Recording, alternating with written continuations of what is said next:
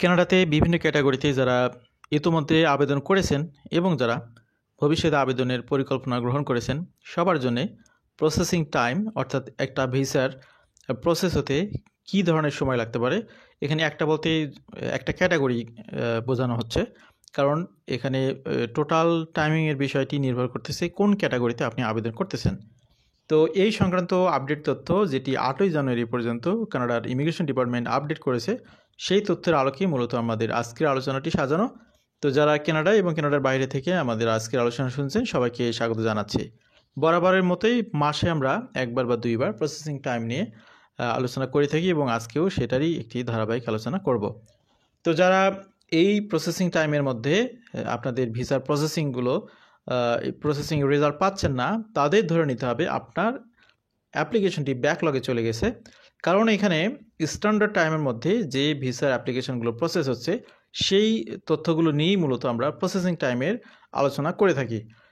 পাশাপাশি আমরা প্রত্যেক মাসে একবার ব্যাকলগ নিয়ে আলোচনা করি, অর্থাৎ যেগুলো নর্মাল টাইমের মধ্যে প্রসেস হচ্ছে না সেই তথ্যগুলো আপনাদেরকে দিয়ে সহযোগিতা করার জন্য সেই আলোচনাটি আমরা করে থাকি এবং সেটা এক সপ্তাহ বা 2 সপ্তাহের মধ্যে আবার নতুন করে পাবেন ইনশাল্লাহ। এই কারণে যারা দীর্ঘদিন ধরে বিভিন্ন ক্যাটাগরিতে আবেদন করে ওয়েটিংয়ে রয়েছেন আমাদেরকে হরহামেশাই প্রশ্ন করে থাকেন কতদিন লাগবে, কিভাবে হবে। আপনাদের সেই তথ্যের কোনো এক্স্যাক্ট অ্যান্সার আমাদের কাছে নেই, কারণ হচ্ছে আমরা ইমিগ্রেশন অফিসার না। ইমিগ্রেশন অফিসার হইলেও এটা বলা পসিবল না, কারণ এক এক অফিসার এক একটি ফাইল এক একভাবে অ্যাসেসমেন্ট করে।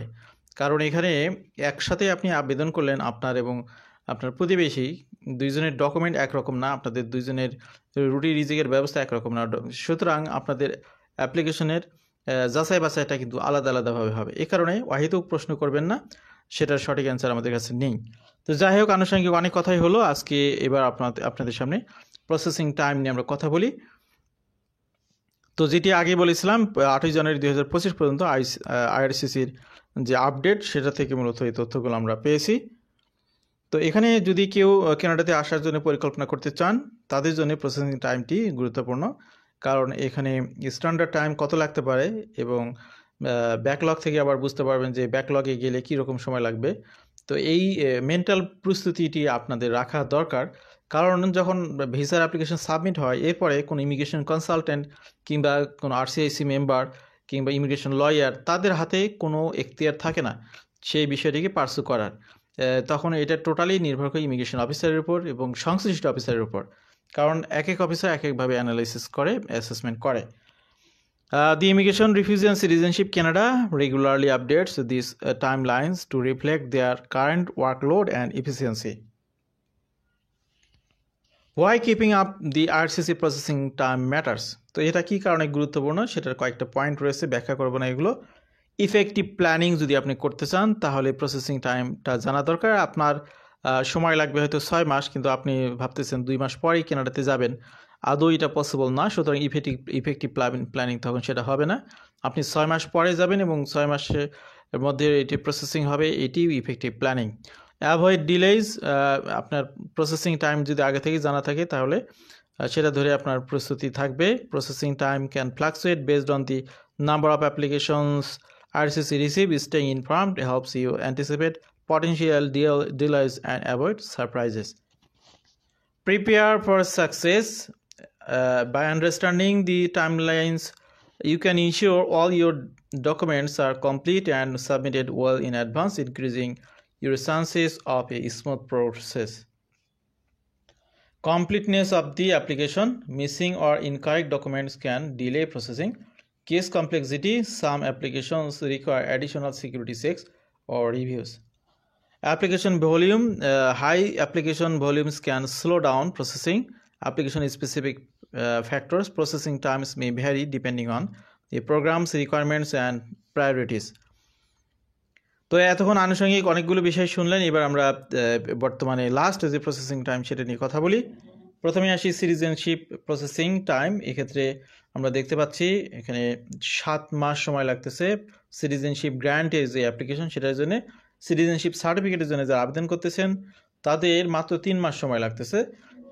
এরপরে রিনাউন্সিয়েশন অফ সিটিজেনশিপের ক্ষেত্রে 16 মাস সময় লাগতেছে।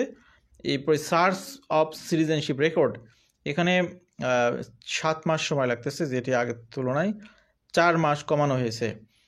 তো এখানে আরেকটি তথ্য দেখতে পাচ্ছেন, RCC is currently issuing acknowledgement of receipt AOR letters for applications received during the week of December 18, 2024। এবার পার্মানেন্ট রেসিডেন্ট অ্যাপ্লিকেশন নিয়ে কথা বলি। পার্মানেন্ট রেসিডেন্টের প্রথমে পিআর কার্ড প্রসেসিং টাইমস। নতুনভাবে কেউ যদি পিআর কার্ডে আবেদন করেন, অর্থাৎ সিও পিআর বা একদম পিআর ভিসা নিয়ে ফার্স্ট ল্যান্ডিং করলেন, এরপরে আপনি একটা অ্যাড্রেস দিয়ে আসলেন, সেই অ্যাড্রেসে আপনার পিআর কার্ডটা পৌঁছে যাবে। এটি হচ্ছে 22 দিন সময়, আগের তুলনায় একটু বেড়েছে, 2 দিন বেড়েছে।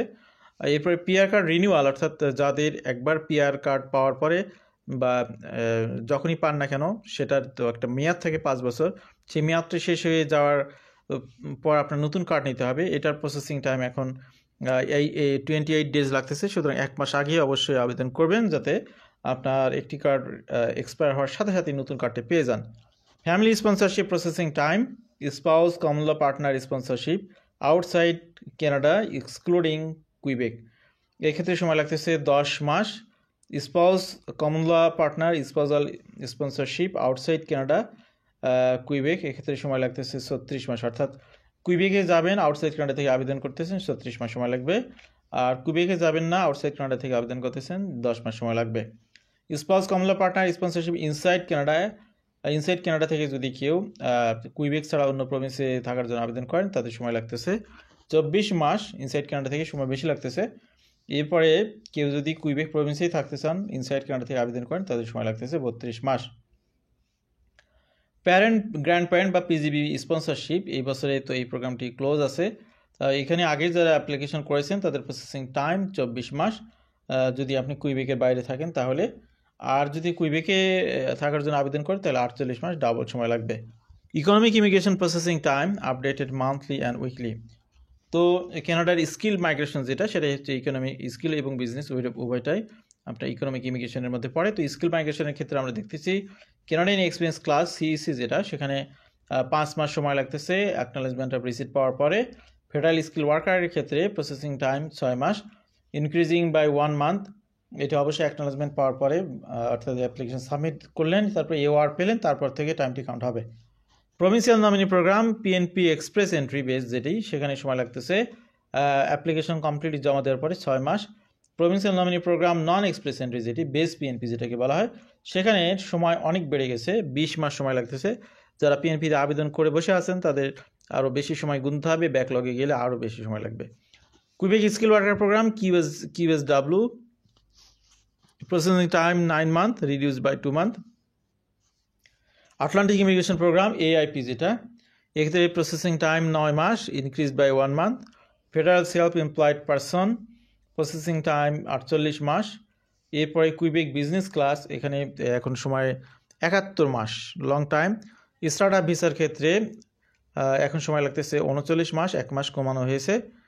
তারপরে টেম্পোরারি রেসিডেন্সি প্রসেসিং টাইমস, এখানে আমরা দেখি টেম্পোরারি রেসিডেন্সি বলতে এখানে তো অনেক কিছু বোঝায়। Usually visit visa outside Canada থেকে যারা আবেদন করেছেন, এখানে ভিজিট ভিসা ইন্ডিয়ানদের জন্য 110 দিন, ইউনাইটেড স্টেটস 25 দিন, নাইজেরিয়া 164 দিন, পাকিস্তান 25 দিন, ফিলিপাইন্সদের জন্য 22 দিন, বাংলাদেশি পিপলদের জন্য 110 থেকে 164 দিন, এইরকম সময় লাগতেছে।